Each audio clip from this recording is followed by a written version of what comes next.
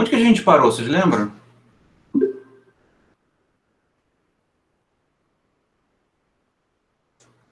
Reflexões sobre o niilismo. Foi assim que ele fala do Kierkegaard, não é? E a gente descobriu que ele estava falando meio do Heidegger barra Kierkegaard. Foi um pontinho antes de uma estrela que tem isso. É.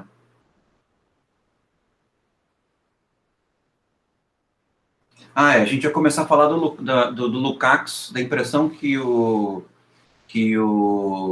Blanchot tem do livro que o Lukács faz, que é nessa estrela que a gente não começou, que é um livro chamado A Destruição da Razão. Deixa eu abrir o meu PDF aqui.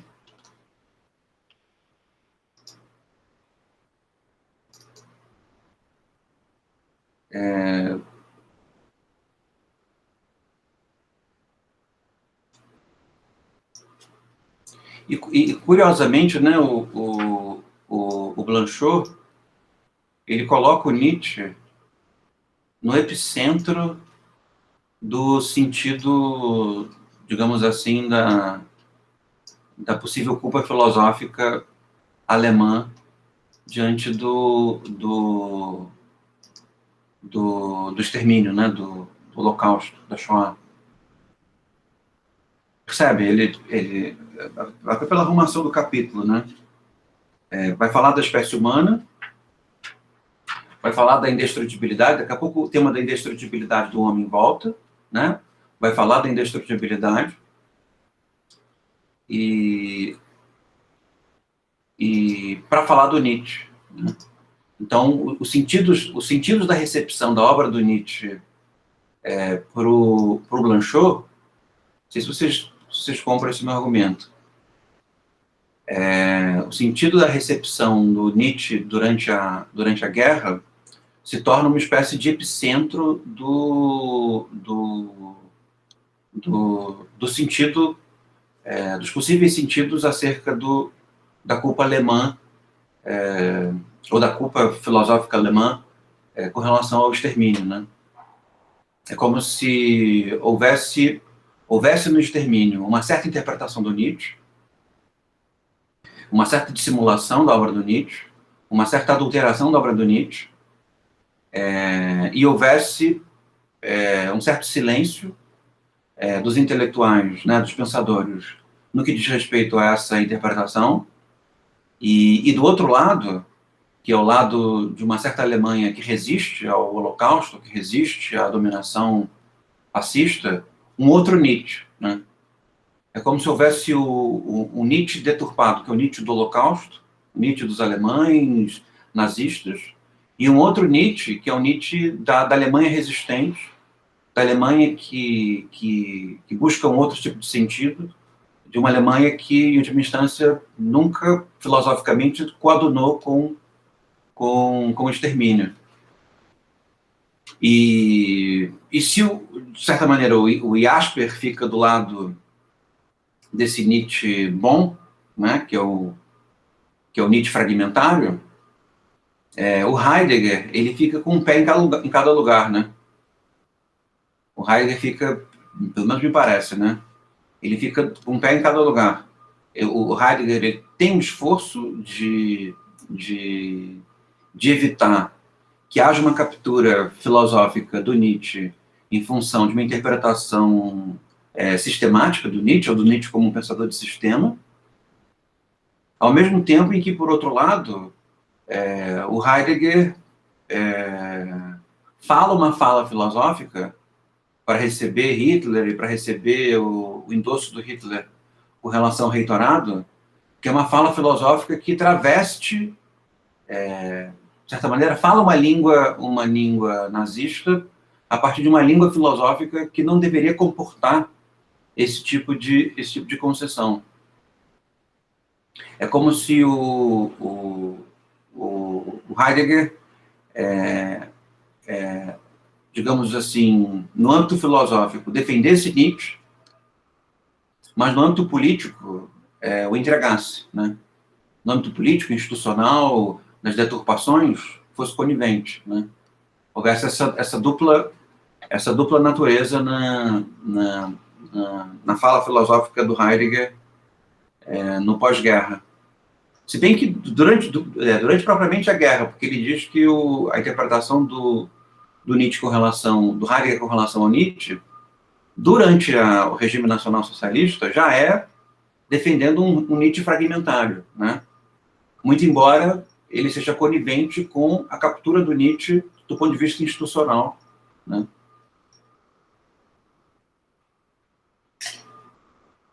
Então é claro que a guerra é muito maior do que o Nietzsche, né? Mas na interpretação que o Blanchot oferece,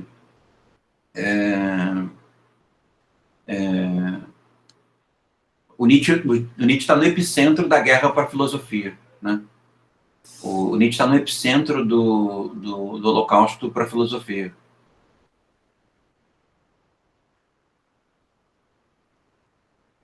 Ô, César? Diga, João.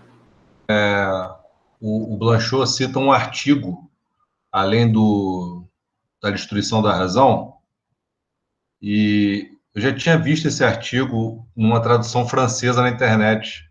Nunca cheguei a ler, mas baixei aqui e reprocurei rapidinho aqui e achei. É um livro que tem em francês, não sei se tem mais em alguma língua, que pega 2 artigos do Lukács, que são parecidos. Assim, Nietzsche e o fascismo alemão, e o outro é Hegel e o fascismo alemão. Bem interessante. E eu achei aqui a tradução... Quer dizer, eu achei a parte do Nietzsche, achei o artigo do Nietzsche. Se vocês se interessarem aí. Esses artigos estão no livro Destruição da Razão? Não são artigos, eu acho que são anteriores. Eu quero. Põe o link amigo aí, que é legal. Então, vamos lá. João Wilson. Ótimo. Obrigado, João. Então, a percepção que o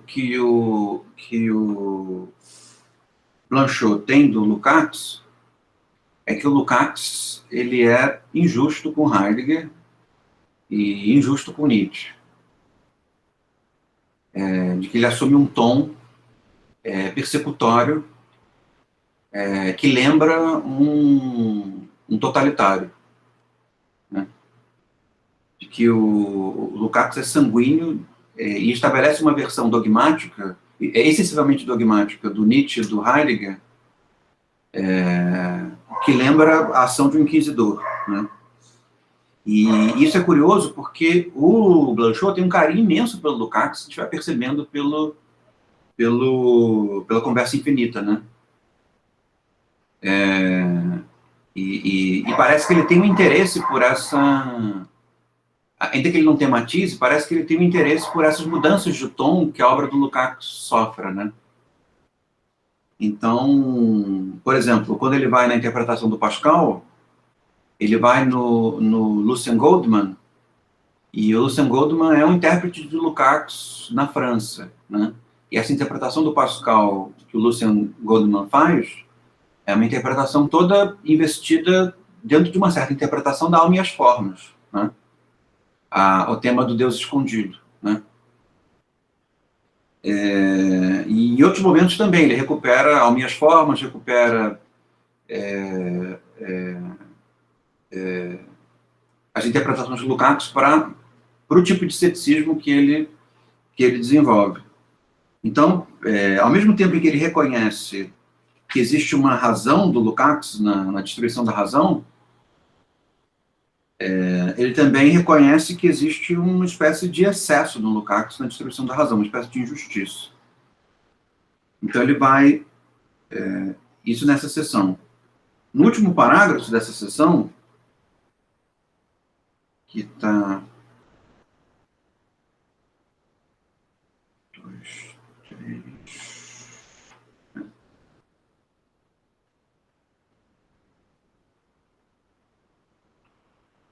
no parágrafo da página da 101 para 102. E diz assim: sem dúvida, Nietzsche não é responsável pelo conteúdo extremamente baixo com que se preencheu seu mito. Mas no mito, o conteúdo não tem importância. É precisamente isso que diz o mito. Que só o fato criador conta, a obra sem discurso. A linguagem imperativa... Engraçado, tem um pedaço aqui que não está na...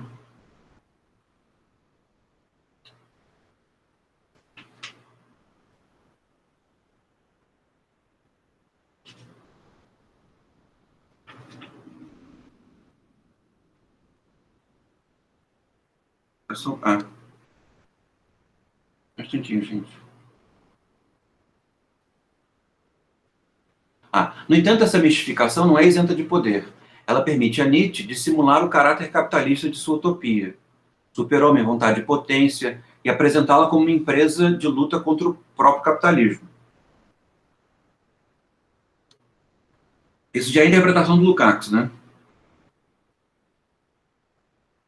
Assim, ela parece algo que historicamente novo, com uma certa força revolucionária que encontrou precisamente a sua medida nos acontecimentos do século XX.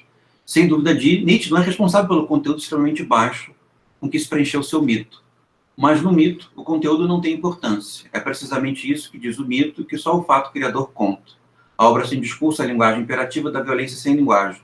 Nietzsche, ao liberar a força do mito, autorizou assim tudo que podia tornar eficaz seu próprio mito, que rapidamente rebaixou seu mito dos heróis, em seguida das personalidades ativas, em seguida de Hitler.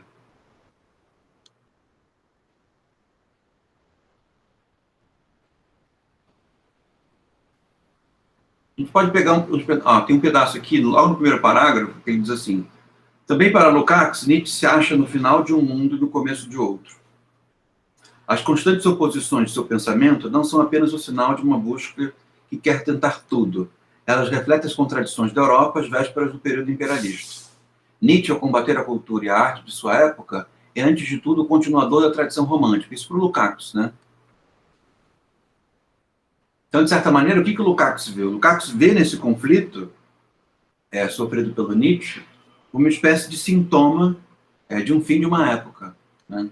Isso fica claro isso.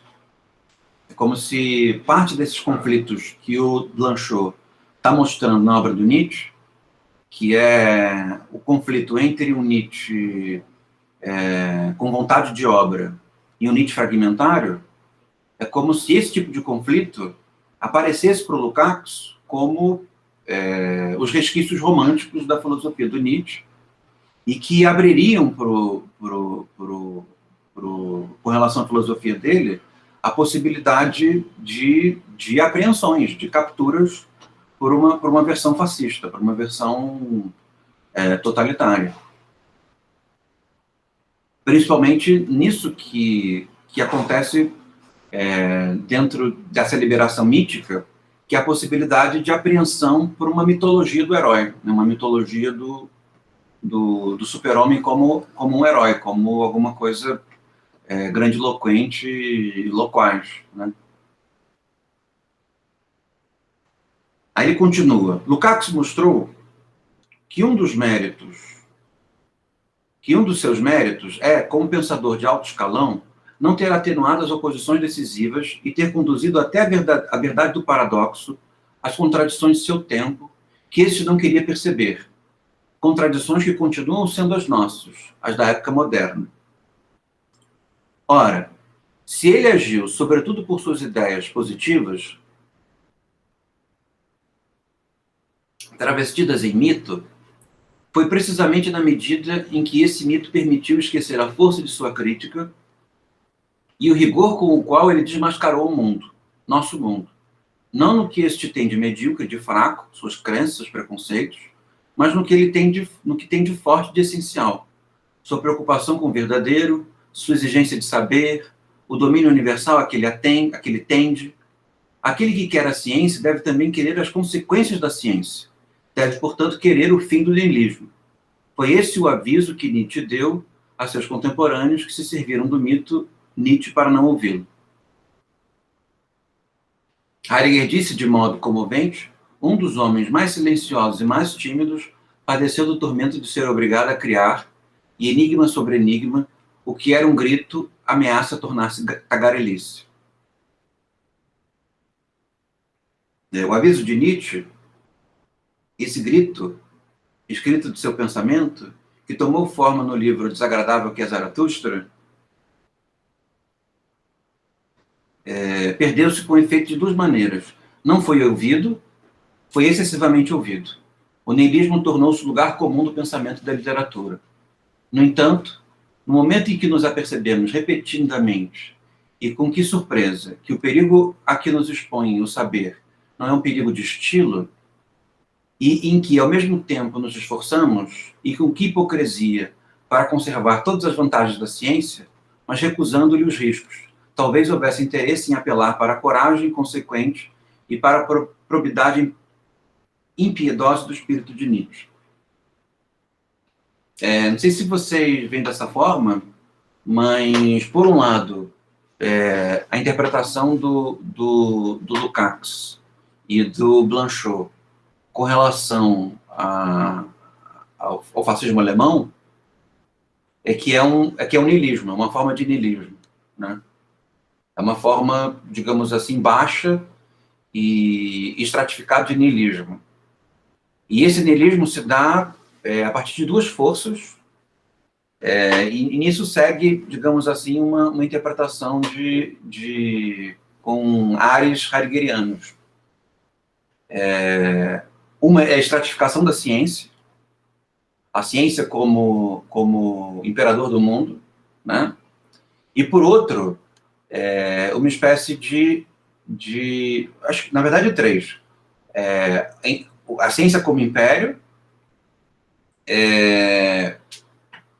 a liberação do mito, permitindo qualquer mito, né, a baixeza do mito, e numa última instância, o relativismo, né? O relativismo como o reino de uma plasticidade histórica completa, uma plasticidade histórica integral, de tal maneira como, se não houvesse diferença entre uma forma histórica e outra, todas as formas históricas fossem equivalentes, né? Eu acho que, nesse sentido, mesmo que o Lukács sinta mesmo que o Blanchot sinta no Lukács um tom de inquisidor, de tal maneira a pintar o Heidegger e o Nietzsche com uma única cor, né? Parte do diagnóstico do Lukács, o Blanchot parece que crê ser verdadeiro e consegue, me parece, essas três fontes, né? O fato de que a ciência se tornou dogmática, né? O aspecto cético da ciência, ele é deixado de lado em função de um certo dogmatismo da ciência, que acaba enfraquecendo a ciência. Eu acho que nós vemos isso no nosso mundo, né? O dogmatismo da ciência, ele enfraqueceu a ciência. As pessoas tomam a ciência como se a ciência fosse relativa, né? E por que a ciência se tornou relativa? Porque a ciência se mostrou como imperiosa. E, em sendo imperiosa, ela não julga suas falhas, não julga os seus erros e não julga a sua própria ignorância, na qual a ciência é baseada, né? Então, toma-se a ciência como se a ciência fosse um discurso de poder entre os outros, né? É isso que nós estamos enfrentando hoje, né? Se pode ignorar a ciência, porque a ciência é só um discurso de poder entre os outros, né? O mito baixo, isso também nós vivemos hoje, contemporaneamente, isso é claro, né? Existe um mito baixo, que é o mito, né? O mito, na verdade, é um palmito, né? Uma coisa ridícula, né? Não tem nada de dionisíaco, não tem nada de apolíneo, não tem nada de grande, é um mitinho, é um palmitinho, né? E no terceiro âmbito, é o âmbito do relativismo historicista, né? Que é a ideia de que todas as formas políticas são formas políticas que se equivalem, né? Então, de onde o Lukács fala? O Lukács fala dentro de um âmbito estratificado, relativamente dogmático, que é nada de baixos mitos, existe a forma histórica correta, que é a Revolução Comunista, que é a ditadura do proletariado, que é a igualdade sendo produzida a partir de um Estado racional, e a ciência, ela... Ih, travou. Puta que pariu. Travou, gente? Travou. que se esconder, senta normal.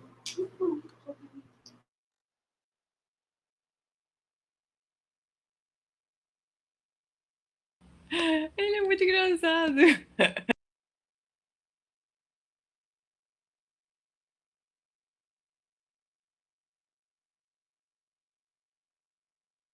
Se tem, João, a Destruição da Razão, eu achei pra comprar e custa uma pequena fortuna. Se tem? Porra, não. Não, né? Impossível. Eu tenho uma versão aqui em espanhol que eu tô para encadernar. Mas, Vocês querem? A Destruição da Razão. Eu achei pra comprar uma edição inglesa que custa um automóvel popular. Aí me desanimou. Eu tenho em inglês o PDF, não sei se você quiser imprimir. Queremos. Excelência, obrigada. Eu tenho aqui o PDF em inglês, eu mando para vocês. Manda sim. Eu tenho alemão também, se vocês quiserem, mas eu não consigo ler. No thanks. eu tenho espanhol também. Eu sou muito luso brasileiro para ler em espanhol, não aguento. El asalto a la razón. Era só. Mas vamos lá, então. Então isso é interessante, né? O carinho do Blanchot pelo Lukács faz com que ele acompanhe, ao mesmo tempo critique o Lukács com relação à veia, digamos assim, dogmática da sua interpretação, né? Então, você estava falando isso, César, você estava falando disso que os aproxima, né? Como se fosse alguma coisa. Um diagnóstico, né? Você falou. Tem um diagnóstico em 3 partes que parece que o Blanchot subscreve. E ainda que ele seja crítico, com uma consequência que aproxima de autoritarismo a leitura do Lukács. Como que ele se distancia disso, assim, na leitura dele? O Blanchot? Ele se distancia dizendo que não há um único Heidegger, não há um único Nietzsche. É um pouco o objeto desse capítulo. Isso, mas que Mas é com aquele argumento de que é como se houvesse dois Nietzsches. Exatamente. Existe o Nietzsche do fragmento. Isso faz com que haja mitos altos, o campo destruidor dos mitos, que precisa ser mantido na sua intensidade, de que nem todas as formas políticas são iguais, mas não há apenas uma, né? É uma discordância com relação ao Lukács. Então, as formas políticas não se equivalem, mas isso não quer dizer que haja uma forma política verdadeira. E a ciência, ela precisa assumir a sua precariedade. Ela precisa ir a público segundo a sua precariedade. Né? Ou seja, a ciência não pode aparecer ao público se caracterizando como um saber prioritário. Né?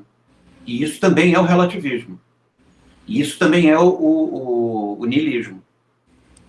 Então, o que o Blanchot vai fazer é mostrar na obra do Nietzsche como que existe um Nietzsche fragmentário, em que essas questões ficam claras e em que,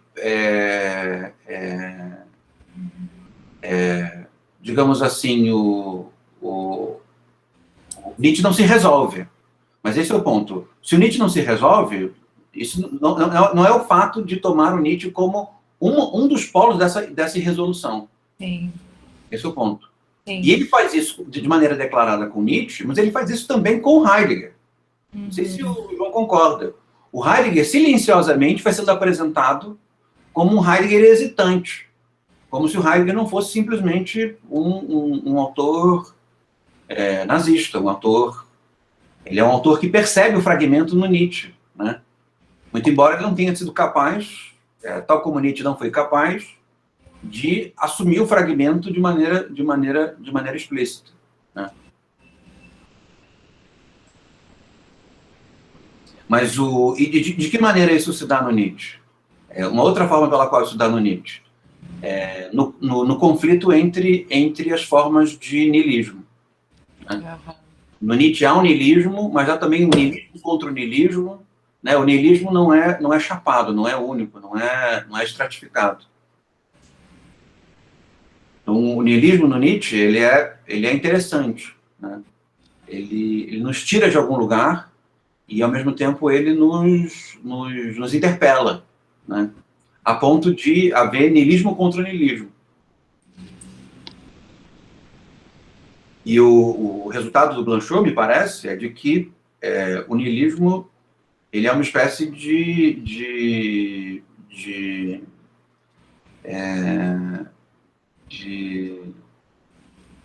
como eu posso dizer, de epifenômeno cético, digamos assim. O niilismo é uma espécie de fraquejamento cético, uma espécie de doença cética, né? É o adoecimento do cético, um pouco isso.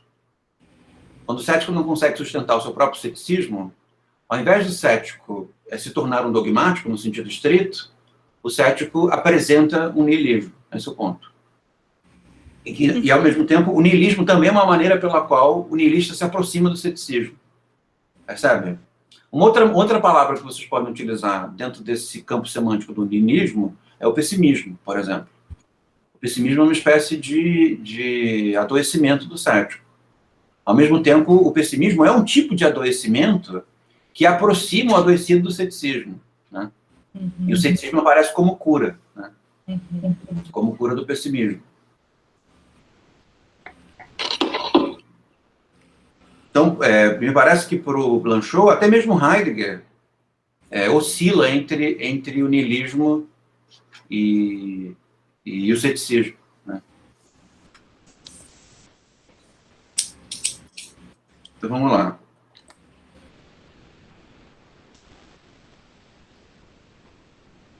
Esse parágrafo vai falar bastante do niilismo.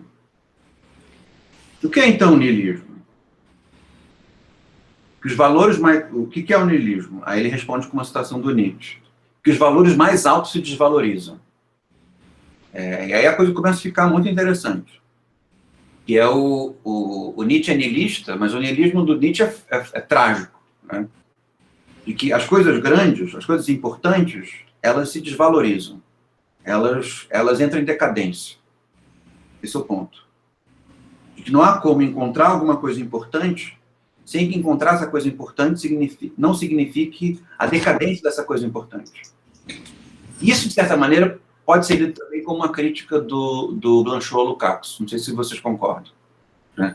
É como se o Blanchot estivesse dizendo para o Lukács que o tom da destruição da razão é um tom que ignora esse aspecto trágico que o niilismo acaba por encontrar, que é o aspecto trágico de que mesmo as coisas importantes, elas se degeneram. É como se a interpretação do Lukács assumisse o fato de que não há degenerescência.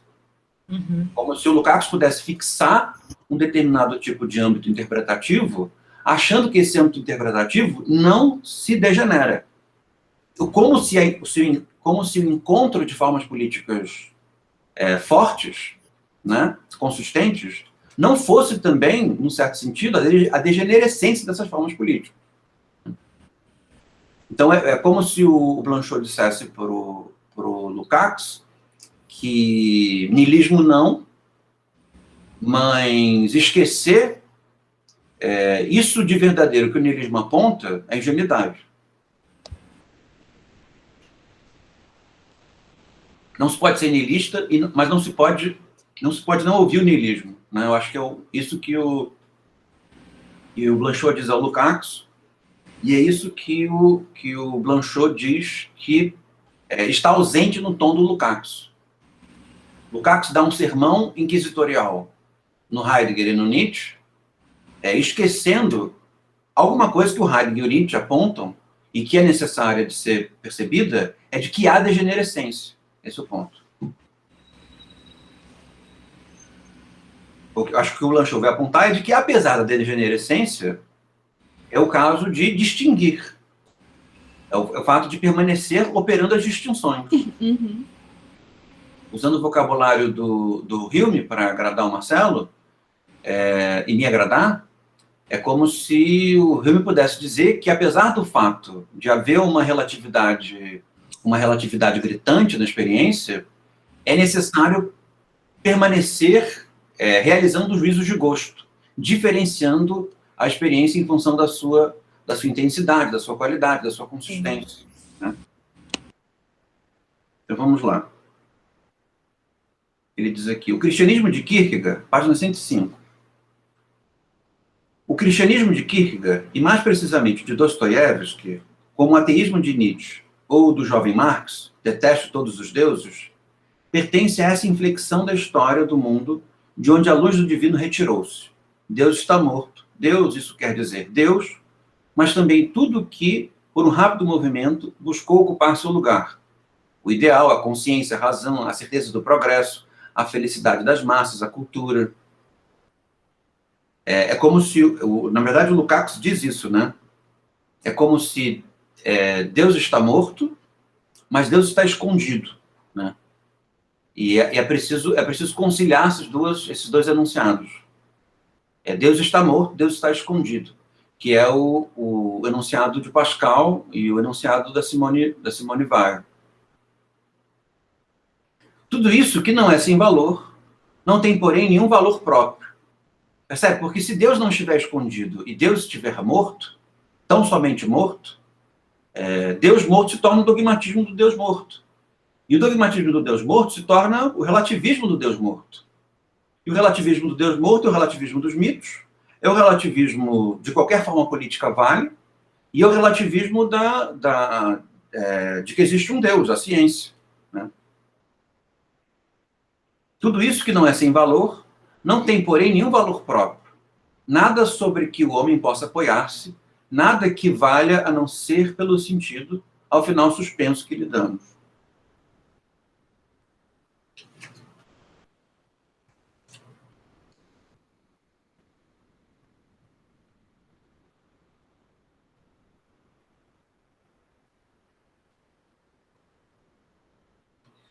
Aí ele diz agora, na página 106. Eis, portanto, uma primeira aproximação do niilismo. Não se trata de uma experiência individual.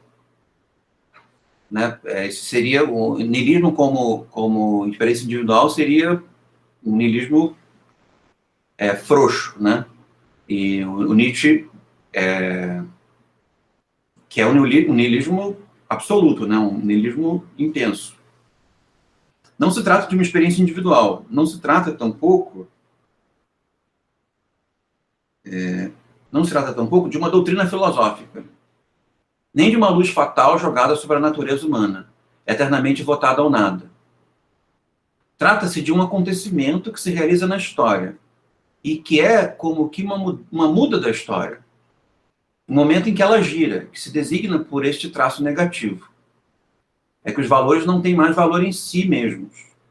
E por esse traço positivo, que, pela primeira vez, o horizonte ao infinito se abre diante do conhecimento. Acho que até aqui está bom. Isso é interessante, porque o niilismo, ele acho que tanto nessa maneira como o Blanchot interpreta, o niilismo ele é, digamos assim, identificável filosoficamente a partir de um certo efeito sociológico, eu acho. Né? O niilismo é o efeito do tempo. Né? Existe uma historicidade do niilismo. Então, existem tempos em que Deus morre. Por exemplo, o Holocausto. O Holocausto é um evento histórico niilista. Né? Se é possível o Holocausto, é possível qualquer coisa. E se é possível qualquer coisa, qual o sentido que as coisas têm? Né? As coisas não têm sentido algum. Então, é preciso filosoficamente, me parece que essa é o tom do Blanchot, identificar filosoficamente o sentido forte do niilismo. Existem alguns eventos históricos a partir dos quais se constitui o niilismo. E esse niilismo é a perda do sentido. De certa maneira, o mundo contemporâneo, com a volta do fascismo, né, com experimentos embrionários de fascismo, ele tem um niilismo, né? Acho que nós estamos vivendo, talvez, alguma coisa que o século XX inaugurou, é o fato de que um dos sintomas do niilismo é o fascismo, né? São as pessoas querendo impor um sentido negativo como sentido único, né? Elas ficam tão apavoradas com a falta de sentido que elas impõem um sentimento ruim, um sentimento negativo, persecutório, como sentido, né? Como sentido ao qual elas querem se agarrar. Então, o antissemitismo, o xenofobismo, sexismos, de ordem variada, algum tipo de ódio, né? Então, nesse sentido, me parece que tem uma certa natureza sociológica que filosoficamente Nietzsche identifica e promove a sua identificação forte, né? Ele reconhece que há uma certa decadência no que acontece com relação ao cristianismo, em que o cristianismo perde sentido, né? E se o cristianismo perde sentido, se Deus está morto, todos os sentidos são ofertados, né? É isso que Lukács não concorda. De que se todos os sentidos estão mortos, não há sentido, isso não quer dizer que todos os sentidos sejam iguais. É isso que é o ceticismo contraposto ao niilismo, né? Porque o niilismo, ao mesmo tempo que ele identifica uma doença do tempo, ele não é capaz de evitar que essa doença do tempo se torne o dogma do tempo, né? Não sei se faz sentido para vocês. E aí ele diz aqui, no parágrafo que vai da 106 a 107. De um lado, viu com uma força impressionante que o niilismo, sendo a possibilidade de toda a superação, é o horizonte sobre o qual se abre toda a ciência particular e toda a exigência de saber para manter nelas o próprio movimento da abertura.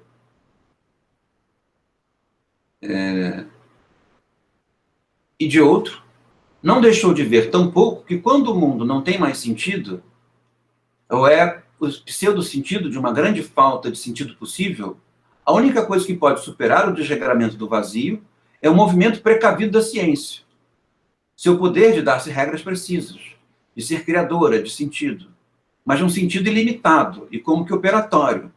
Daí o poder, a um tempo, de levar ao mais longínquo e de restringir ao mais próximo o seu campo de aplicação. Para mim, uma maneira de interpretar esse trecho é que, a partir do momento em que o niilismo ele está constituído e se identifica essa forma mais forte do niilismo,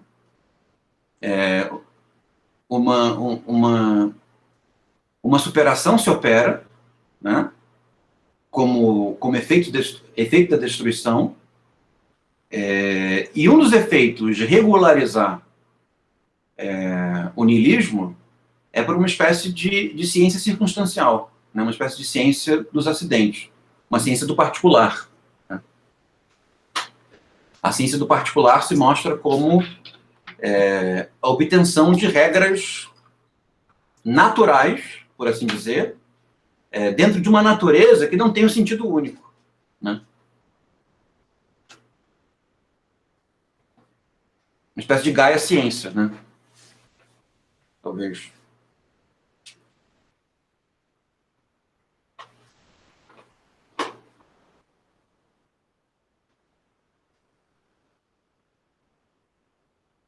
Vamos lá. Aí no parágrafo seguinte, ele diz assim: mas isso tem consequências. Primeiramente, que a ciência só pode ser niilista. Esse é o ponto, né? A ciência, como ciência do particular, do círculo da circunstância, ela oferece regularidade.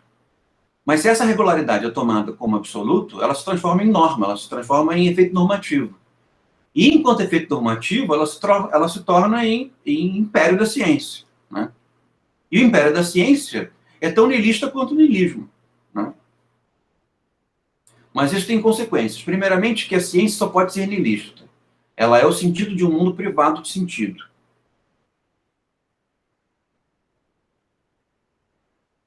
De um mundo privado de sentido. O saber que tem como fundo a ignorância última. Ao que se responderá que essa reserva é apenas teórica, Acho que eu me perdi aqui.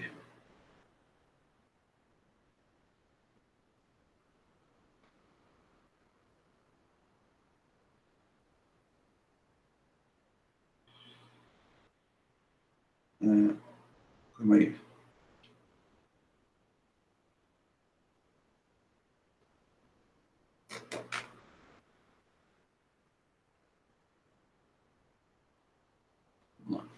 Ela é o sentido de um mundo privado.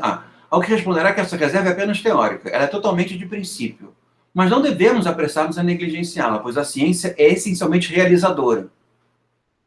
Sabendo que não se trata de interpretar o mundo, ela o transforma. E no interior dessa transformação, passa a exigência nihilista que lhe é própria. Esse poder de nada de que ela soube fazer a mais eficaz das ferramentas, mas com o qual joga um jogo perigoso. O conhecimento é fundamentalmente perigoso. Nietzsche deu a forma mais brutal desse perigo. Fazemos uma experiência sobre a verdade. Talvez a humanidade não pereça. Pois bem, que seja. Eis que o sábio se expõe a dizer, e que tem o dever de dizer, caso renuncie à hipocrisia de deplorar a catástrofe, que é uma das saídas da ciência. Pois não se pode construir o universo sem ter a possibilidade de destruí-lo. A destruição e a criação, quando dizem respeito ao essencial, mal se distinguem, diz Nietzsche. O risco é, portanto, imenso. Além do mais, a ciência, proba e medida, carrega em si essa contradição. Ela pode produzir um mundo em que os sábios não subsistiriam mais, como tais, em que não lhes seria mais permitido trabalhar segundo a objetividade do saber, mas segundo o sentido arbitrário do novo mundo. A ciência como ciência do interesse, ciência do Estado, ciência militar.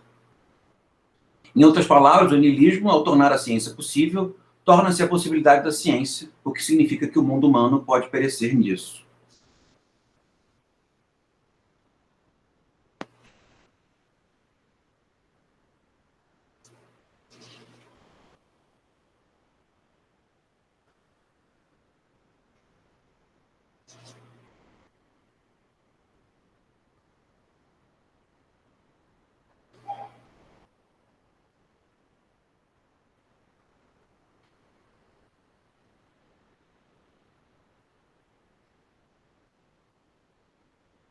Acho que até aqui foi bem, né?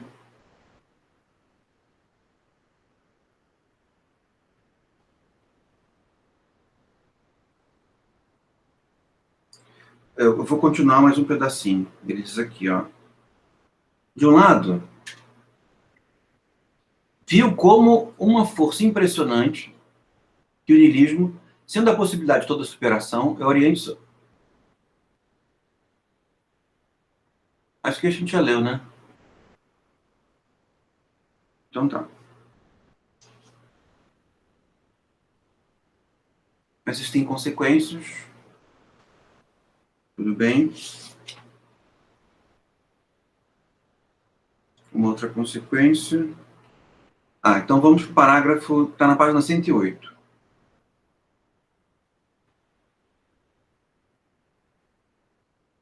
Em que ele diz, o homem atual é o homem que se crê definitivo.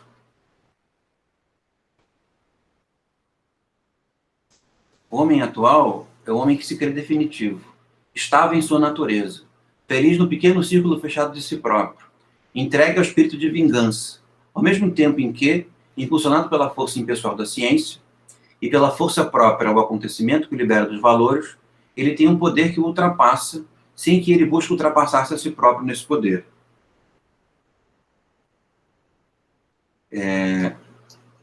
Quando eu li a biografia há muitos anos atrás, tá? Então eu posso estar falseando um pouco.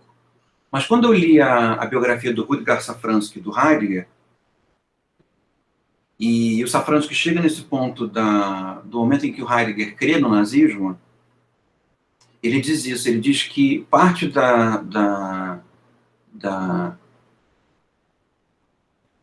do encantamento passageiro, né, que o Heidegger tem com relação ao nazismo, se deve ao fato de que ele julga que é necessário uma espécie de grande revolução do Dasein, no sentido de resistir à ciência, né? Como se como se a Revolução Nacional Socialista ela oferecesse uma espécie de sentido alternativo ao sentido do império da ciência enquanto niilismo, né? Claro que ele se equivocou, né? Porque, no fim, são formas de que formas alternativas de niilismo, né, não são grandes opções. Então, a humanidade seria destruída pela ciência, mas seria destruída pelo fascismo, da mesma forma, né? Digamos que o tipo de organização que o fascismo oferece é um tipo de organização que visa a sua própria destruição, né? Em função do niilismo que carrega. Mas que eu acho que é uma interpretação interessante, né? Aonde que se pode explicar, se é que tem explicação, o tipo de ingenuidade do Heidegger, né? Ele teme tanto a ciência, ele teme tanto o niilismo que a ciência oferece, e é um temor que ele carrega até o final da obra dele, que ele opta por uma outra coisa, que no momento pontual significa para ele uma espécie de ressignificação do ser aí, né? Ou ressignificação de alguma coisa, né?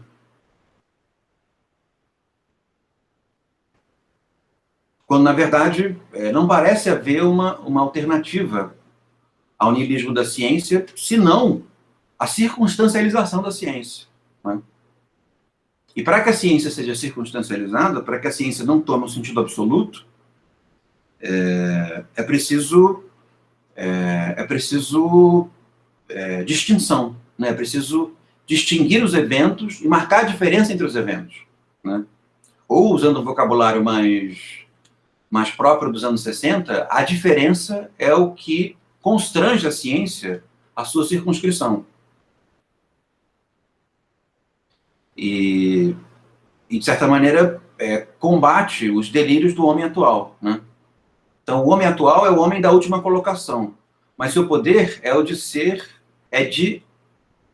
o de um ser que já está além do homem. Como essa contradição encerraria o perigo maior? Né, o homem atual é o homem dos confortos atuais. Isso é muito legal, né? Porque o homem no texto vai sendo usado, no texto do Blanchot, vai sendo usado de maneira positiva, né? E aqui o homem, depois de Robert Antelme, homem se torna pejorativo, né? Como homem atual. Então, o homem atual é o homem do futuro. Não o super-homem, né? Mas é o homem do futuro. É o homem à frente do seu tempo, né? Ele já aprendeu a jogar na bolsa, ele já tomou vacina, ele já entendeu qual é a solução para o fascismo contemporâneo, ele já entendeu a dissolução do Estado, né? O homem atual, ele é um homem à frente do seu tempo, né? Mas à frente do seu tempo nesse sentido de que o niilismo dele já é um niilismo que ultrapassa o niilismo contemporâneo, né?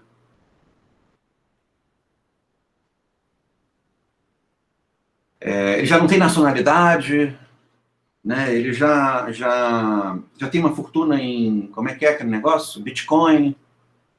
Ele já entendeu que não existem mais moedas. Ele não precisa ter direitos, porque ele tem bitcoins. Então, ora, em lugar de ater-se à atitude conservadora e de condenar o saber para salvar o homem eterno, o homem de seu tempo, Nietzsche toma partido a favor da ciência e a favor dessa superação que é o devenir da humanidade.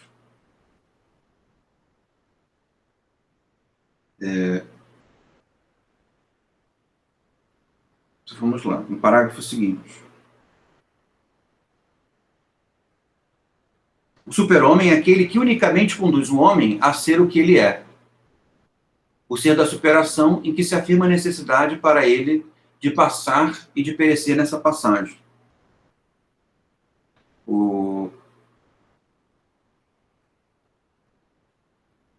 E vocês vão ver, conforme o texto vai avançando, que o que o Blanchot faz com o super-homem é transformar o super-homem numa espécie de um pouco como faz Rousseau, transforma o super-homem numa espécie de marcador da destruição, ao mesmo tempo, o marcador da impossibilidade, né?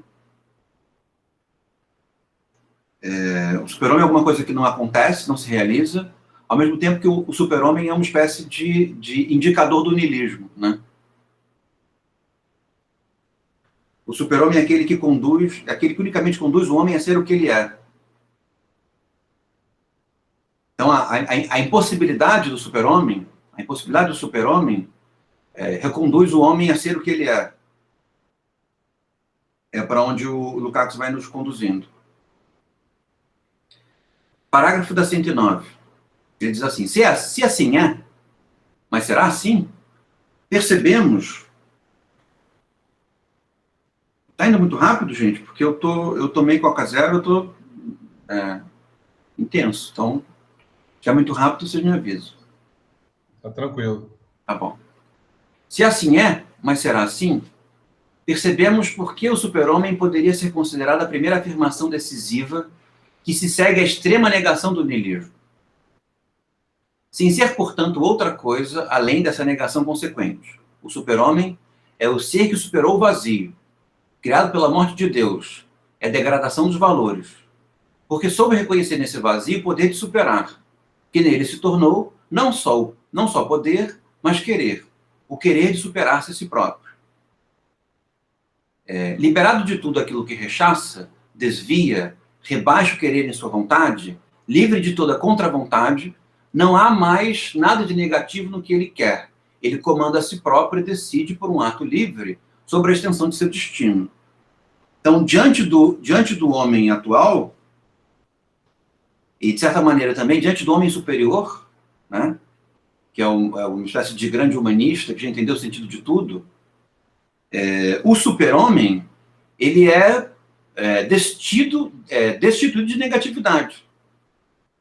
Então, ele é a destruição plena, ele é a vontade plena, ele não se interrompe, né? Ele não tem barreiras, ele é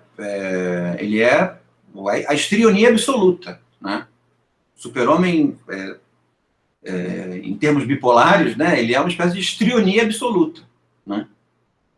Ele é a clara, digamos assim, insustentabilidade, né? É nesse sentido que o super-homem, para mim, tem soado, lendo o Blanchot, um pouco como a vontade geral no Rousseau, né? No discurso sobre a origem da desigualdade entre os homens. Porque a vontade geral é aquilo que viabiliza a presentificação do estado de natureza, ao mesmo tempo que a vontade geral é tudo aquilo que os homens não são capazes, né? Porque os homens estão viabilizando o seu futuro. Estão fazendo estoque de mantimentos, estoque de máscaras e de bitcoins, né? Viabilizando o seu futuro.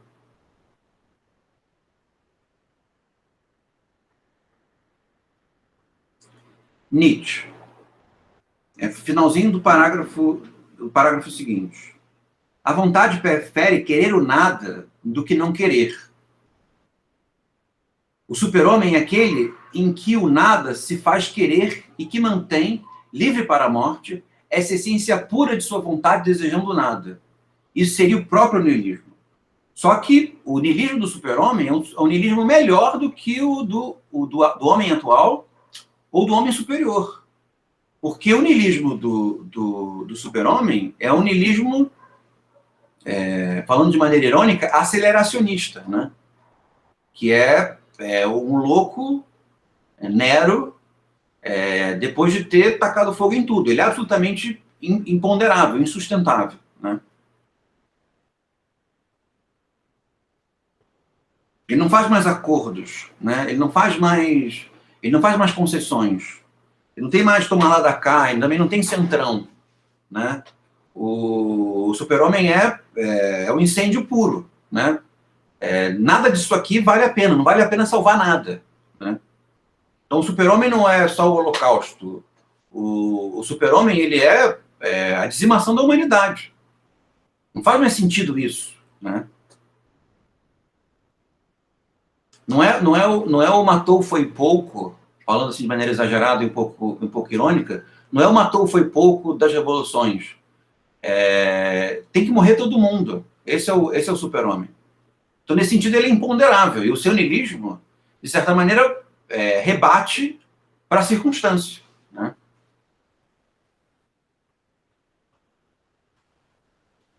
O seu niilismo retorna para a distinção. Né? É preciso distinguir as coisas, é preciso distinguir os valores, é preciso pesar as coisas, é preciso julgar as pretensões. Né?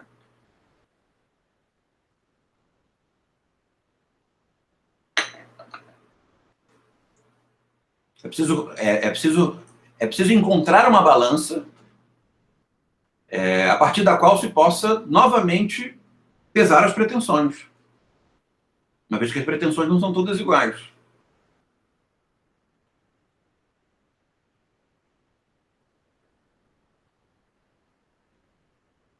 Vamos lá. Parágrafo na página 110.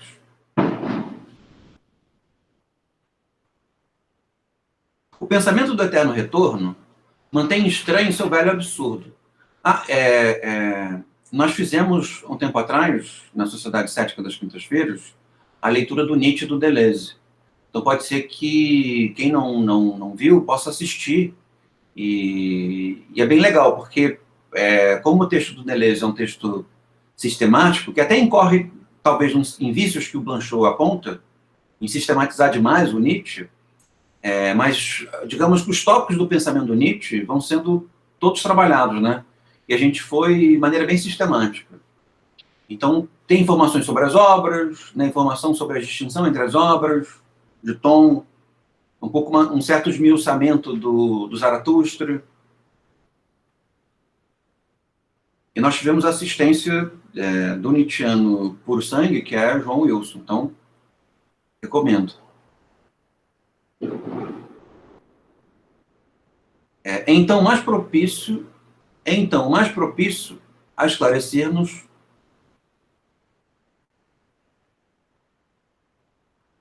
o pensamento do eterno retorno mantém-se estranho em seu velho absurdo. Ele representa a vertigem lógica de que Nietzsche não poderia escapar. É o pensamento niilista por excelência, aquele em que o niilismo se supera absolutamente, tornando-se definitivamente insuperável. Então o mais propício esclarecer-nos sobre essa espécie de armadilha que é o niilismo quando o espírito decide abordá-lo de frente. Nietzsche, ou Zaratustra, disse com perfeita clareza que, onde quer que se torne liberador, choca-se com o passado. A rocha do fato consumado, que o querer, por mais potente que seja, e por mais que queira, não consegue mover, é o que transforma todo sentimento em ressentimento. O espírito de vingança consiste no movimento que faz retroceder em contra-querer o querer, quando este tropeça no era. Curiosamente, né? Curiosamente não, acho que o Blanchot explica bem por quê. O eterno retorno se torna fundamental para a filosofia do Deleuze, né? Ele na interpretação do Nietzsche, ele faz questão de aplicar muitas cores no eterno retorno. E o Blanchot diz que parte da interpretação nazista do Nietzsche tenta jogar o eterno retorno como uma espécie de delírio nietzschiano para fora, né? E por que o eterno retorno é tão importante? E por que é tão importante para o Deleuze? Por que é tão importante para os leitores do Nietzsche? Porque o eterno retorno ele faz com que nem mesmo o niilismo se estratifique, né? Porque o niilismo repõe o niilismo. Porque, seja lá o que se fizer, há o retorno. Né? Esse é o ponto. Então, as formas corretas, as formas fortes, as formas consistentes, elas vão dar espaço à degeneração. E a degeneração, ela vai dar lugar a formas consistentes. Né? É uma espécie de tragédia, de trágico histórico. Né? Então, por que é niilista? É niilista porque um pouco não importa. Né? Não importa muito bem a forma histórica. Porque a consistência vem e ela se degrada. E vem outra consistência e ela se degrada. Mas por que ele é importante? Porque seja lá o niilismo que se atingiu, ele se dissolve. Esse é o ponto. Em função de um novo niilismo. Né? Isso é muito interessante. E ao mesmo tempo é interessante porque, seja lá qual for a forma consistente que se encontrou, nós tentamos, por mais que nós tentemos preservá-la, e é importante preservá-la, me parece, a partir do argumento do Blanchot, ela vai se degenerar. Esse é o ponto. Então não adianta gostar muito de nenhuma forma histórica, porque essa forma histórica está fadada à degeneração. O tema do eterno retorno não é próprio do Nietzsche, né? É um tema comum, místico, né? Tem um livro do Mircea Eliade que eu recomendo, que é O Mito do Eterno Retorno, onde ele vai analisando diversas configurações do mito do eterno retorno. É um livro fabuloso, é um filósofo romeno, Mircea Eliade. Mas o que é importante e específico no eterno retorno do Nietzsche é o niilismo, né? Porque o eterno retorno ele é uma espécie de pacientação providencial, né? Então ele está um pouco dentro da religiosidade, ele está intensamente na religiosidade e ele está intensamente na mística, né? É difícil ter mística que não tem eterno retorno, né?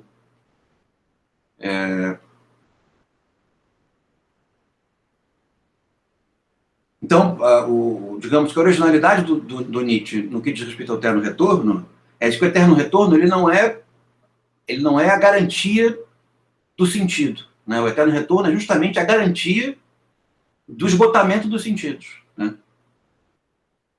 Ou a garantia de que mesmo o esgotamento do sentido vai ser reposto. Então, nem mesmo o esgotamento do sentido se transforma num dogma, porque existe o eterno retorno. Percebe? Nem o niilismo pode se tornar o último niilismo, porque existe o eterno retorno.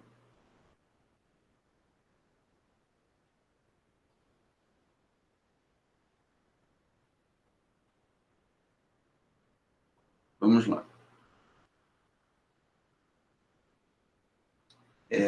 Na página 111. Nietzsche assim o exprimiu.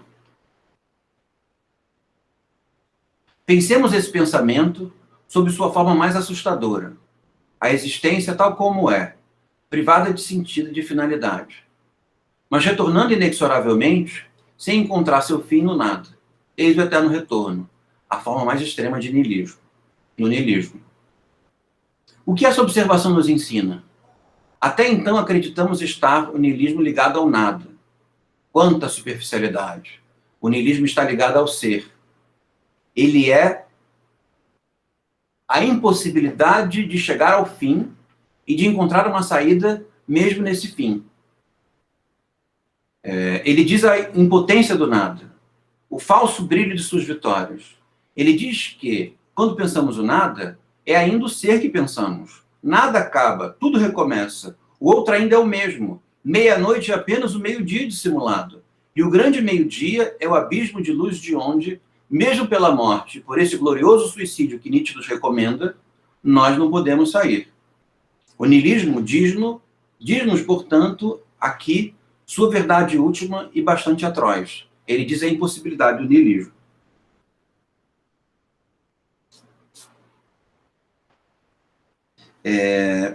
Duas coisas, né? A primeira é que dá para entender um pouco melhor o tema do suicídio no primeiro livro do Blanchot, né? Na palavra plural. Porque para o Blanchot, o suicídio, digamos, o suicídio precisa ser vivido muitas vezes, né? Então, uma vez que a morte autoimplicada precisa ser vivida muitas vezes, existe uma impossibilidade do suicídio. Né? Então, o neutro, O neutro, em termos monsantianos, ele faz com que a morte retorne, né? Então, se vivencia a morte muitas vezes. Então, do ponto de vista factual, o suicídio se torna nihilista, porque ele impede que a morte seja vivenciada mais de uma vez, né? Uma das formas linguísticas que o Blanchot utiliza para falar isso é aquela ligada ao fato de que não se tem mais ânimo para tentar se matar, né? Existe um esgotamento, um cansaço que faz com que matar-se não faça mais sentido. É isso que ele utiliza para falar sobre a relação entre o neutro e a morte, né? Então, no neutro, há um tal cansaço, e esse cansaço ele coloca a revivência da morte de maneira tão imperiosa que, mesmo se fazer morrer, não faz mais sentido, né?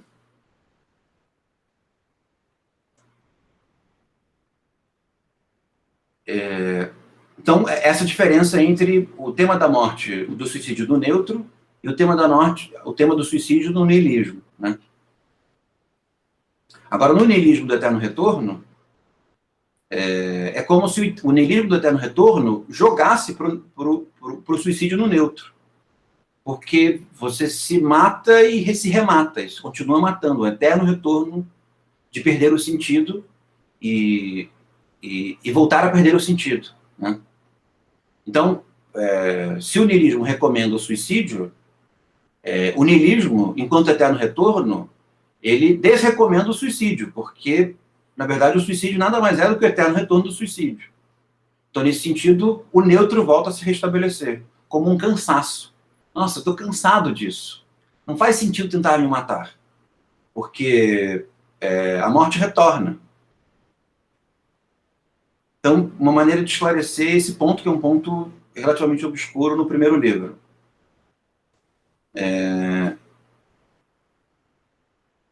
Depois disso, a maneira como o eterno retorno desarma o tema da normatividade, né? Porque o tema da normatividade é um vocabulário que o Blanchot não utiliza, mas que... Da normatividade ele utiliza, mas isso que eu vou dizer é o vocabulário que o Blanchot não utiliza, que é o vocabulário da filosofia da história, né? É o vocabulário da finalidade. Então, a normatividade, como alguma coisa que se dá no mundo com sentido e alguma coisa que se dá no niilismo, né? Pelo menos no niilismo da ciência, no niilismo de valores estratificados, a normatividade ela se esgota no niilismo do eterno retorno, porque não se consegue chegar ao fim, esse é o ponto, né? Então você diz o fim e a própria afirmação do fim degenera, porque ao afirmar do fim, o fim retorna, esse é o ponto. Percebem? Então, por isso ele diz, é a impossibilidade de chegar ao fim e de encontrar uma saída mesmo nesse fim. Então, pouco importa dizer qual é a finalidade. Porque a finalidade retorna. E seguindo a interpretação do Deleuze, que é uma interpretação que o Blanchot vai incorporar, retorna diferente, né? Então, há o eterno retorno diferencial, o eterno retorno da diferença. Então, não volta o mesmo. Então, o fim retorna e não volta o mesmo fim. Então, para que o fim? O niilista diria, o niilista do eterno retorno diria, o fim não se sustenta. E o cético diria, suspende-se o juízo ao fim, né? As pessoas se movem por finalidade, mas mover-se por finalidade não tem nenhuma importância, não tem nenhuma utilidade, porque as finalidades se suspendem e se repõem. Então, sei lá, nós estamos rumando em função do Estado liberal absoluto, pouco importa, porque o Estado liberal absoluto, ele se repõe, e se repõe diferente. Então, nem o Estado liberal absoluto é idêntico ao Estado liberal absoluto. Então, a utilidade do Estado liberal absoluto como uma maneira de pensar é nenhuma, né? De onde o argumento do Nietzsche, a segunda intempestiva da história, da falta de utilidade da história para a vida, é a segunda ou a terceira, João, você lembra?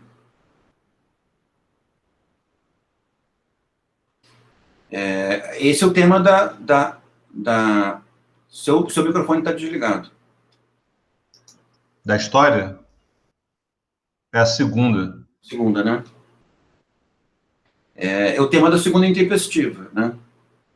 De que a finalidade, a história racional, não tem nenhuma utilidade para a vida.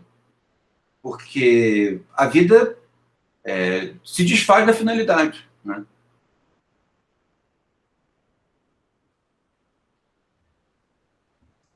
Então, acho que até aqui foi bem, né? Último parágrafo. Quer dizer, o parágrafo da 112. Ele diz assim: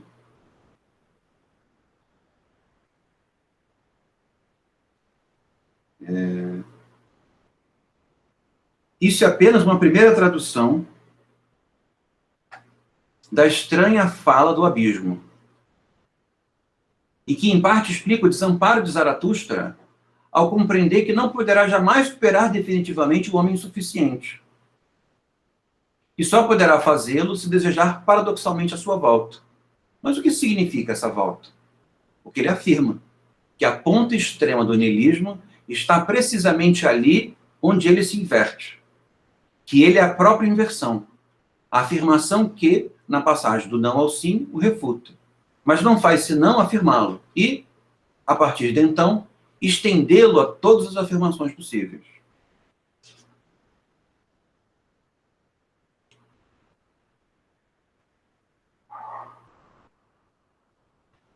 No parágrafo seguinte, ele vai a um diálogo que eu não um debate que eu não conheço.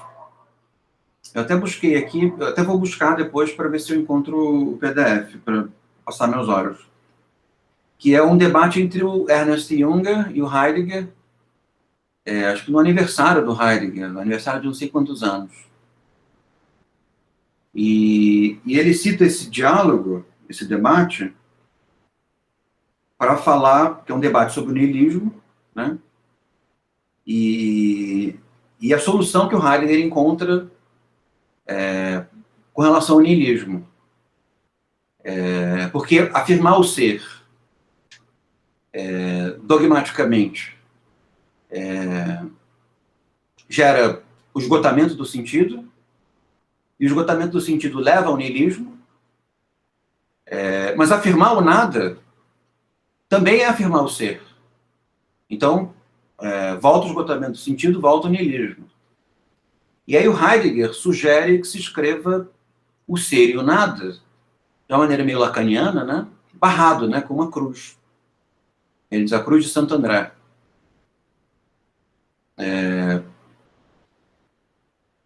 Que é uma maneira de dizer que o ser não é o ser, e o nada não é o nada, né? Ou, se nós formos ascética, suspende o juízo ao ser, suspende o juízo ao nada, né? A ascética, suspender o juízo ao ser, suspender o juízo ao nada é ficar com as aparências, né? Porque as aparências são circunstanciais.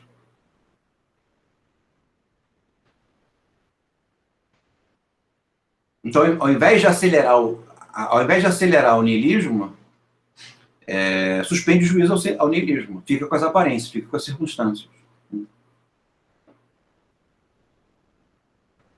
No parágrafo seguinte, ele diz assim: contestar não bastaria. Contestar o ser, contestar o nada. Contestar não bastaria. Contestar é sempre manter-se no horizonte da própria investigação. E, nesse sentido, uma solução material, uma solução gráfica, né, SCA, faz mais sentido do que a contestação, né? É uma espécie de desvio, né, como diz o Blanchot, uma espécie de esquiva, né, de desvio, né?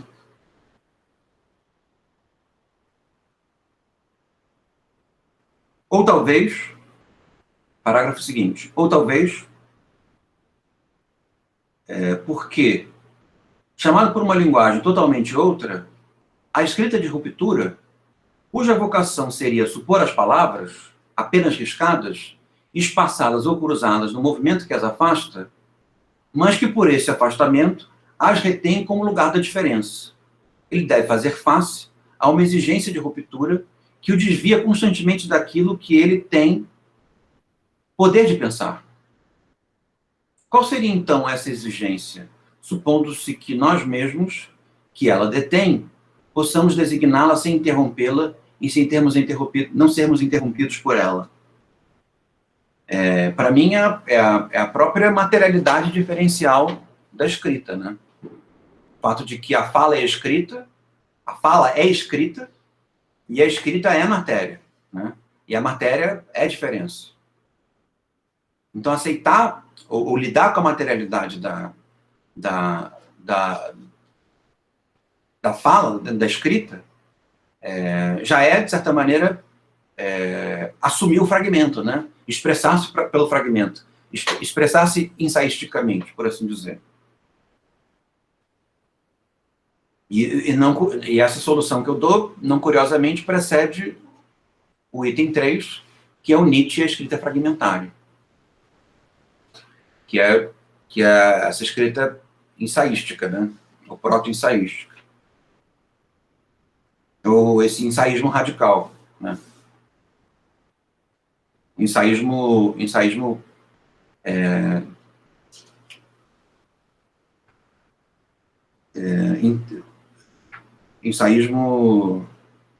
sem título, né? Ensaio sem título, né? Acho que é um pouco fragmento. Questões, gente, até aqui?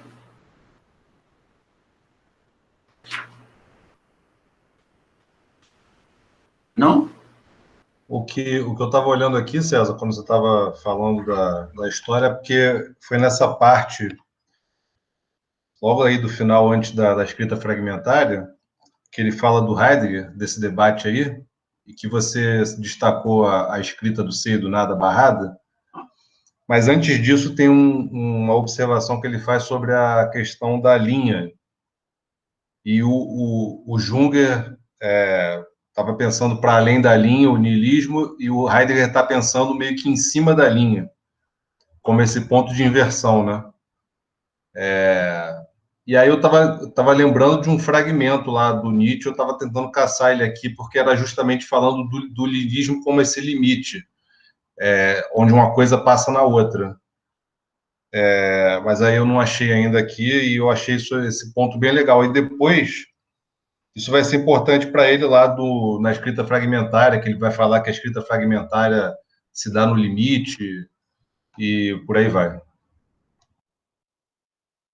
E a linha é a própria, digamos assim, performance da escrita, né?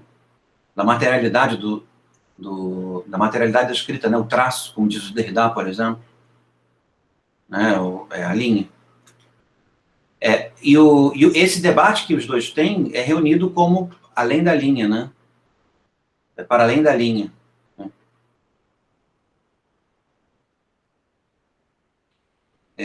Eu não explorei tanto muito isso porque eu ainda quero ler para saber muito mais do que se trata, né? Mas eu vejo o ceticismo, digamos, lidando com a linha, né? Lidando com a materialidade das palavras. Então, nesse sentido, quando ele fala, por exemplo, não da escrita fragmentária, mas da escrita, da fala heraclítica, né? Como uma fala paradoxal, o que essa fala coloca em evidência? A própria composição da linha, né? A própria composição da experiência, a própria composição, a própria escritura das coisas, né? Da onde, se quiser, os místicos acabam derivando na abordagem mística, né, como uma espécie de escrita da própria natureza, da própria criação, coisa dessa natureza, né? Mas nós não precisamos ir tão longe. Mas eu vou buscar, se eu encontrar, eu falo com vocês. Esse debate do Junger com Heidegger, porque às vezes tem um pouco esse tom. Eu não li ainda não, mas eu tenho a parte da correspondência dos dois. E esses debates dos dois, com o texto do Karl Jasper sobre a culpa alemã, é um pouco um debate sobre os despojos da alma alemã, né? Porque o Junger ele é um fascista que rompe com o fascismo, né? E o Heidegger também é um fascista. E eles são fascistas que tiveram lugar na Alemanha pós-guerra, né? Então são fascistas que continuam sendo consultados. Mas todo mundo sabe que eles são fascistas, ou que foram fascistas, né? Então, e eles são fascistas muito inteligentes, né? Então eles tematizam esse niilismo que o fascismo é, e ao mesmo tempo se interpelam enquanto niilistas, né? É como se eles se colocassem um pouco como transgressores, né? Assim, olha, existe em nós uma espécie de tique à transgressão, que é que se nos dá um niilismo, nós vamos lá e entramos nele, né? Então eles tematizam um pouco isso. O que é isso que é ser seduzido pelo canto da sereia nihilista, né? O único canto da sereia nihilista que não os seduz é a ciência. Mas tudo que se apresenta como niilismo alternativo à ciência, eles embarcam, né? Estou falando de maneira um pouco bruta, mas um pouco sobre isso, né? Um pouco sobre como reabilitar-se ao niilismo fascista, havendo uma espécie de compulsão ao niilismo, né? Então, o Heidegger encontra essa saída que o João muito bem salientou, que é ficar em cima da linha, né? Não cruzar, mas ficar em cima da linha. E a gente tem que ler um pouco o que significa isso. Depois se eu encontrar, eu passo para vocês. Mas ainda assim, eu não vejo como uma saída cética, eu vejo como uma saída pré-cética, ou uma saída para a qual o ceticismo se avizinha, ou onde o ceticismo fraqueja, né?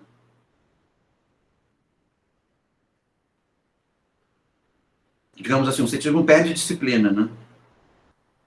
No parágrafo, vamos lá então para a seção 3, que é o Nietzsche, escrita fragmentária. Ele diz assim: mesmo na sua posição dialética... isso aqui, é a seção do João, né? Que é o Blanchot falando sobre o Nietzsche dialético. Porque o Nietzsche oscila entre a dialética e o fragmento, né? Mesmo na sua oposição à dialética, é preciso que ele dependa da dialética. Então, isso é super curioso no Nietzsche. O Nietzsche é o filósofo contra o ressentimento. Mas tudo que ele fala é ressentido. Ele é o filósofo antidialético. Mas tudo que ele fala é dialética. Ele é o filósofo que detesta os homens, detesta a humanidade. Mas tudo que ele fala é humanidade. Ele é o filósofo que odeia a religião, odeia o cristianismo. Mas ele não para de falar do cristianismo um único segundo, né? Então, isso fica muito claro em qualquer leitura do Nietzsche, de que tudo aquilo que ele aponta é alguma coisa que ele frequenta, né? Então, ele não para de visitar o seu próprio ódio, né? Mas ele, diferentemente de um fascista, ele não visita o próprio ódio pelos motivos do próprio ódio. Ele visita o próprio ódio para ser capaz de transformar o próprio ódio em fragmento, né? Ou seja, desmantelá-lo e fazê-lo a impossibilidade do ódio, ou a impossibilidade do cristianismo, a impossibilidade do homem, a impossibilidade, e aí o niilismo, né? Nesse sentido, a dialeticidade, o ódio, a combatividade do Nietzsche não é uma dialeticidade, um ódio convencionais, né? Concerne à máxima intensidade do niilismo.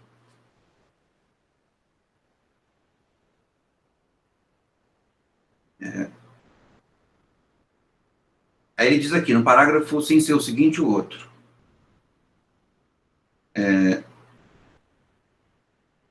Mesmo que uma parte de seus fragmentos possa ser referida a essa espécie de discurso integral, que é o Nietzsche com o sistema, né? É evidente que a própria filosofia, já foi sempre superado por Nietzsche, que antes o supõe que o expõe, a fim de falar mais adiante, segundo uma linguagem totalmente outra, não mais a do todo, mas sim a do fragmento, da pluralidade, da separação. Então, mesmo que o Nietzsche se convença, em alguns momentos, que precisa buscar o sistema não pode acontecer, porque ele se move pelo fragmento, né? É como escrever um sistema num ensaio, né? Não vai acontecer. Porque o ensaio boicota o sistema, né? E essa discussão, eu acho que é uma boa discussão para falar com relação ao Adorno, principalmente a Mínima Moralia, que é um livro de fragmentos dialéticos, né? E o Blanchot entende a impossibilidade do fragmento ser dialético. Então, como é que fica a Mínima Moralia, né? Isso é uma questão. Qual é a dialeticidade que o fragmento tem? Benjamin, por exemplo, leva para a imagem dialética, né? Que é um fragmento cuja dialeticidade se dá nele, né? Mas não é uma dialeticidade expansiva, não é uma dialeticidade entre os dois fragmentos, né? De tal maneira que forma um sistema entre fragmentos. É uma dialeticidade que está no fragmento. Talvez essa seja uma leitura a se explorar também.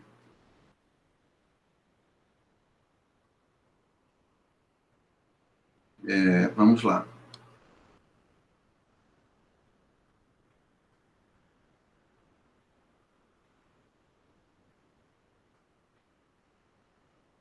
Página 115.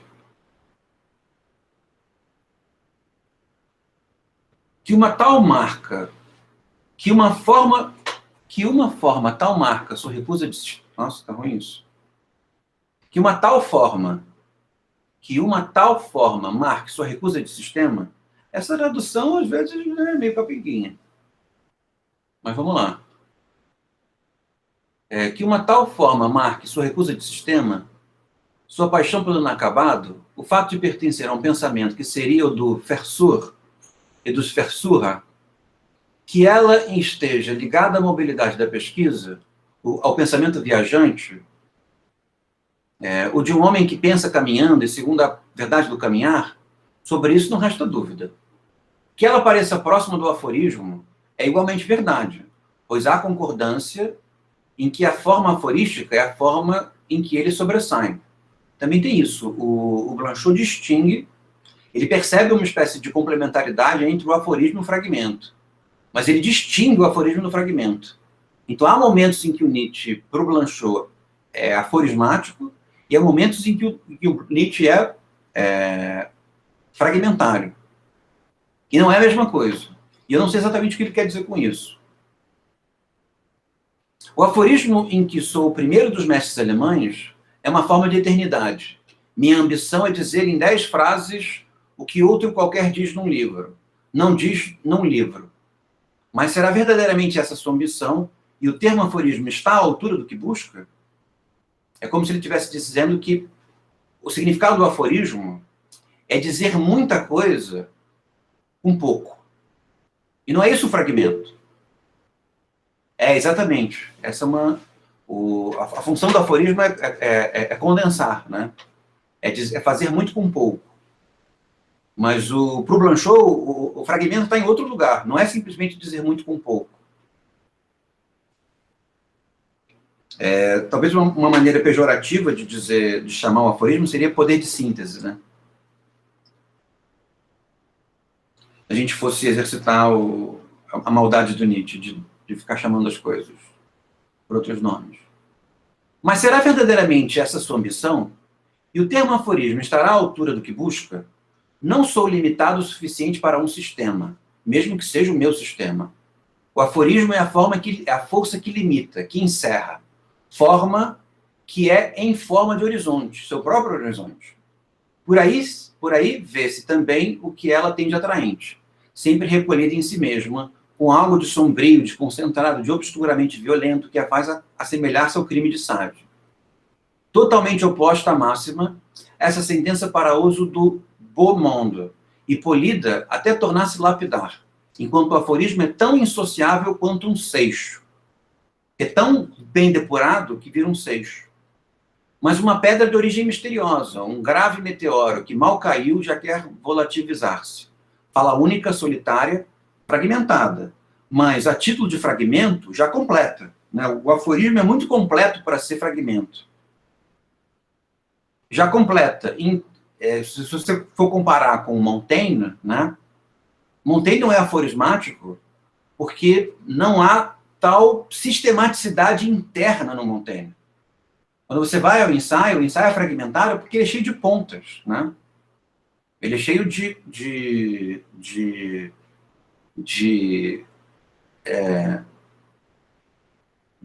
escapadas, né?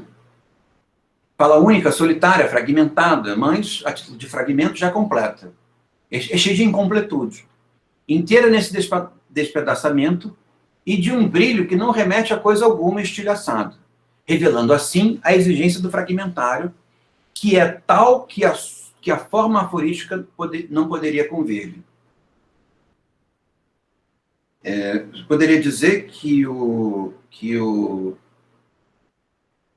fragmento, ele se dá por coleção, né? Você vai colecionando fragmentos. E os fragmentos não são fechados neles mesmos. Eles remetem a outros fragmentos. Mas a soma dos fragmentos, que é a soma dos ensaios, não dá um sistema, né? O aforismo não. O aforismo ele é fechado nele mesmo. Cada aforismo é um universo nele mesmo, né? Poderia dizer que cada aforismo é um sisteminha. Não sei se é meio exagerado. Quando é um aforismo, talvez essa seja a maneira de ler a Mínima Muralha, né? A Mínima Muralha é uma coleção de aforismos, não de fragmentos, né? Quando é um aforismo, existe um sistema dentro. Quando é um fragmento, não há sistema. Eu acho que essa seria, pensando agora, a principal distinção.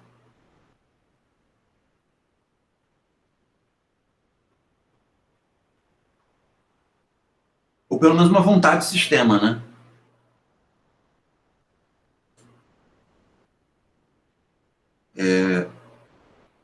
Tem até um uso no Nietzsche que é muito exemplar, mas talvez não seja bom justamente por ser exemplar, mas a terceira dissertação da genealogia, ele fala que ela toda é o comentário de um aforismo. E aí tem lá o aforismo do querer o nada é ainda um querer, acho que é isso.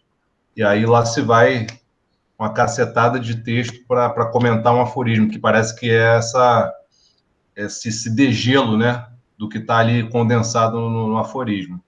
Mas é um exemplo meio forte, talvez por isso mesmo não seja derradeiro para comentar o Nietzsche, né? Não, mas ao mesmo tempo o comentário do aforismo, ele acaba se dando por fragmentos, né? De certa maneira, comentar um aforismo por fragmentos é, de certa maneira, boicotar o aforismo, né? Porque é claro que tem coisa ali que não cabe no aforismo. Ele acha, né, que aquele aforismo tem um sistema e quer dizer aquilo tudo, mas daí a querer dizer, e daí a querer haver uma inter-relação lógica interna entre os fragmentos do que ele utilizou para explicar aquele aforismo, tem uma distância muito grande, né? A Yasmin que tinha que ter ouvido, porque eu acho que isso ia ser muito bom para ela. Mas depois eu falo para ela ouvir o encontro. Então, vamos lá. O fragmentário, da página 115 à página 116. O fragmentário não precede o todo. Não se diz fora do todo depois dele. Quando Nietzsche afirma nada existe fora do todo, para o Blanchot, no fragmento, tudo existe fora. Né? Tudo é fora. Como assim nada existe fora? Tudo existe fora. Só há fora.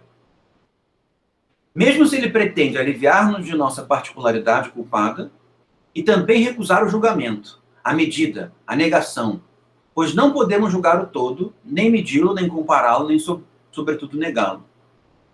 Ainda afirma, assim, como única válida, a questão do todo e restaura a ideia de totalidade. A dialética, o sistema, o pensamento como pensamento de conjunto reencontram seus direitos, fundando a filosofia como um discurso acabado, e chamando o pensamento de pensamento acabado, de pensamento quando acabado, né? Que é justamente o que o Blanchot se desvia. Mas quando ele diz, parece-me importante que nos livremos do todo, da unidade, é preciso esmigalhar o universo, perder o respeito pelo todo, então entra no espaço do fragmentário, assume o risco de um pensamento que não garante mais unidade. Então, no momento, o Nietzsche defende o pequeno sistema, né, o aforismo, e no outro momento ele diz, é preciso destruir o aforismo. Né? Tem uma coisa, porque essa frase aí do nada existe fora do todo, ela é lá do Crepúsculo dos Ídolos, ela sempre me chamou a atenção. Mas aí não é bem querer aqui contrariar o Blanchot, né? A ideia não é essa. Mas, assim, quando ele fala isso, o Nietzsche está criticando justamente uma posição que se coloca fora do todo para poder julgar o todo. Uhum. Ele reivindica, então, um julgamento que não faz essa separação, né? Então, é como se o que ele fala depois de esmigalhar o todo, de perder o todo, só pudesse ser levado a sério na condição de se estar dentro do todo, para poder, aí sim, sem uma posição autônoma, arrogante, de se colocar fora do todo, aí sim, dentro do todo, condicionado por ele, esmigalhá-lo, né? Uma coisa meio que condiciona a outra, né? Mas, enfim. Mas é interessante, ao mesmo tempo em que guarda consigo, me parece uma impossibilidade, né? Porque se você vai para dentro, para o sistema, de certa maneira, aceitando o todo, né? Digamos assim, permitindo que o todo caia na sua corrente sanguínea, percebe? A não ser que o sistema tenha falha, o sistema começa a operar. Né? E uma vez que o sistema opera, toda tentativa de quebrar o sistema, na verdade, reforça o sistema. É o bom e velho, bom e velho Hegel, no qual, com menos intensidade, é a filologia do espírito. Né? Quanto mais eu nego, mais eu afirmo. Né? Então, evidentemente que o Nietzsche ele se propõe ele se propõe, digamos assim, desafios impossíveis, né? Porque daí o que é o trágico? O trágico é fazer como cético, que se aproxima terapeuticamente do todo e emula o comportamento do todo para poder sentir o modo pelo qual o todo se faz, mas não permite que o todo caia na sua corrente sanguínea. E depois tratar o todo da sua vontade de todo, né? Isso não é trágico. Isso não é nem um pouco trágico. Tem um espírito de autoproteção, né? Então, mas também tudo depende do que se entende por todo, né? Porque se não entende o todo como um sistema, algo fechado, mas de repente um contexto que ele mesmo proporciona suas linhas de fuga, né? Na medida em que se mergulha nele, se aprofunda nele, essa é uma outra ideia pela qual o próprio todo pode ser negado, pode ser destruído, pode ser reconstruído, pode ser... Né? Eu acho que o Nietzsche tenta aí, pelo menos juntando esses trapos aqui, dessas passagens, eu acho que ele tenta ir por aí, né? Então, mas digamos assim, Se o todo não é o sistema, eu concordo em gênero e número, né? Essa atividade acaba sendo opressiva. Você vai para dentro dele para encontrar a fuga a ele, né? Se desviar dele, né? Mas eu estou tentando assumir o mais difícil.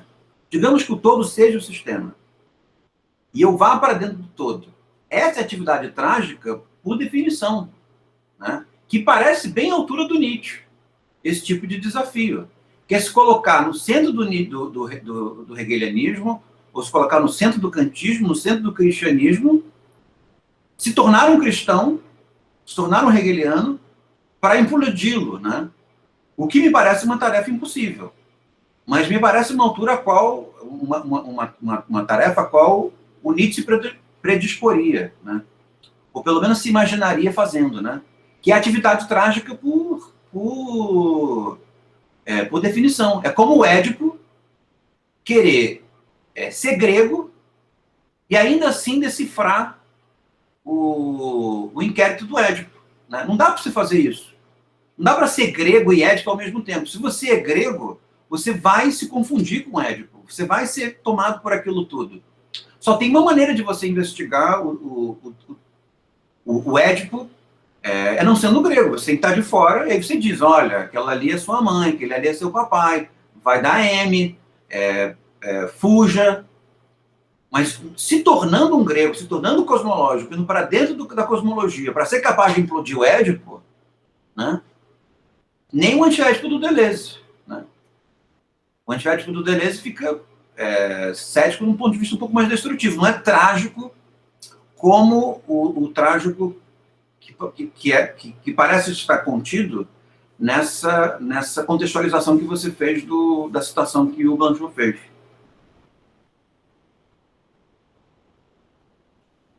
Vamos lá. Vamos só para acabar, né? Mas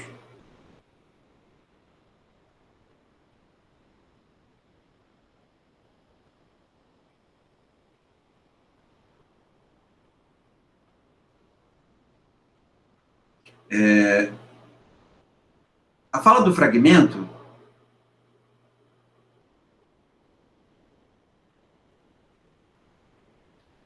não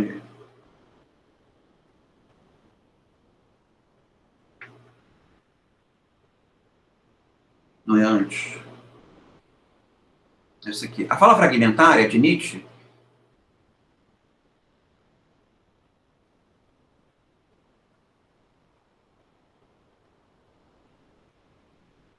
a fala que se revela, em que se revela a essência do fragmentário, fala não suficiente, mas não por insuficiência, não acabada, porque estranha a categoria da realização. Não contradiz o todo. Isso vai um pouco na sua direção, um todo, na sua interpretação, um todo sem sistema, né? De um lado, é preciso respeitar o todo, e se não dizê-lo, ao menos realizá-lo. Somos seres de universo voltados assim para a unidade ainda ausente. Nosso voto, diz Nietzsche, é o voto de assenhorear-nos do universo. Mas há um outro pensamento e um voto totalmente outro. Na verdade, não se trata de um voto. Todo está agora como que realizado. O universo é nosso quinhão. O tempo encerrou-se, saímos da história pela história. Então, o que há ainda a dizer? O que há ainda a fazer?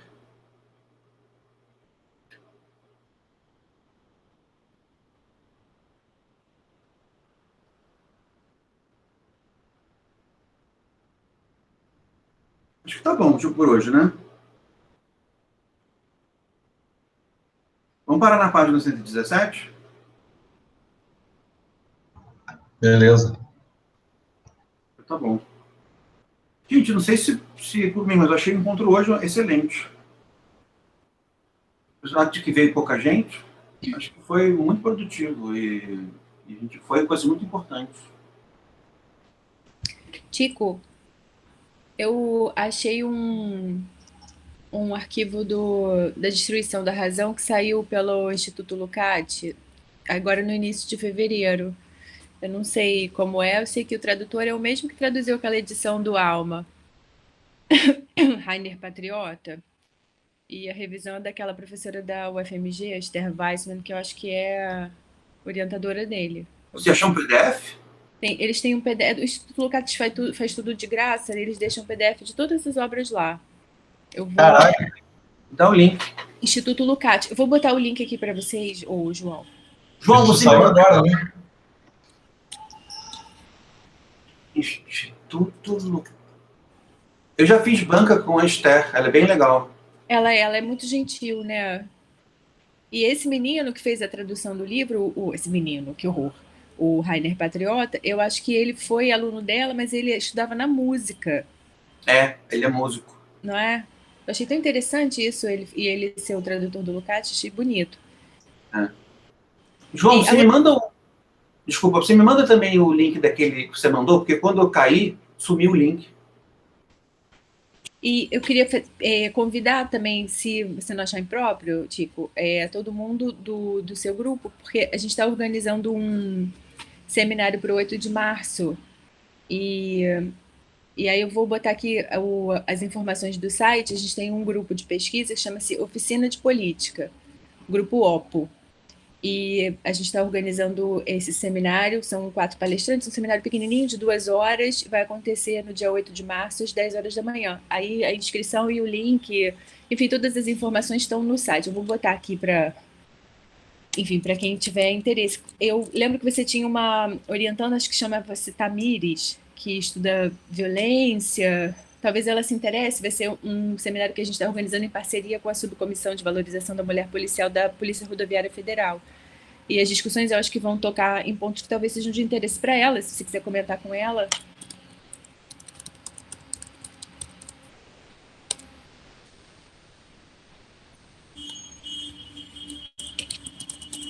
Eu vou falar com ela sim. Agora ela já é a doutora Tamires, né? Ah, é? Já está mandando prender, mandando prender, mandando soltar. Ah, que coisa boa. Eu ia gostar de ter interlocução com ela. Se você não puder convidá-la, se você puder me dar um e-mail, aí eu posso convidá-la. Eu vou mandar um e-mail para vocês dois. Tá bom. Ela vai adorar. Ó, o link... Eles tiveram uma sessão de lançamento da Destruição da Razão no início de fevereiro. Eu botei o link do Instituto Lukács, porque está logo na primeira página o pôster disso. Aqui eu não sei como subir arquivo, senão eu mandava o pôster também do nosso evento por aqui. Eu acho que não dá. Mas no nosso site, eu botei o link do site, botei oficinadepolitica.com. Aí lá tem tudo. Tá. E é muito bonito, eu estou muito orgulhosa do site, então eu queria que todo mundo visse. Ah, que legal. Ah, tá bonito mesmo. Tá uma levitiana. Não tá? Tá super bonito. Of course. Uau. Gente, depois eu vou entrar lá. Valeu, Paula. Valeu, César. Vou sair aqui. Tchau, Obrigada, João. gente. Obrigada, Tico. Boa noite para todo mundo. Beijinhos. Marcelo, Iargo, Ian. Tchau para vocês. Vocês querem perguntar alguma coisa? Se tem alguma